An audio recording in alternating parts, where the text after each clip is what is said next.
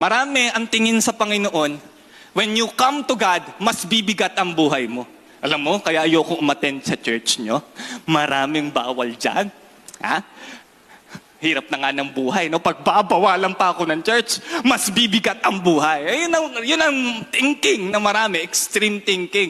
Hindi. Ang ino-offer po ng church, that's why we come into the service, worship service sa Panginoon. Kasi alam natin, ang dami natin pinagdaanan within the whole week. And only in the presence of God can we really find the rest and rechargement and refreshment that we need. It's an invitation for rest. Okay? Hindi po pabigat ang binibigay sa atin ng Panginoon. Maraming dunat ang Panginoon, pero hindi yan para ikaw ay pabigatin. Yan ay ikaw ay para pagaanin. Alam mo, mayroong magandang dunat ko man ng Panginoon. Sabi niya, do not worry about your future. Bakit? Hindi mo na dapat i-carry yung future mo. Dahil ang may carry at may kayang bumuhat ng future mo, hindi ikaw, kundi ang Panginoon. Hayaan mo siyang magbuhat.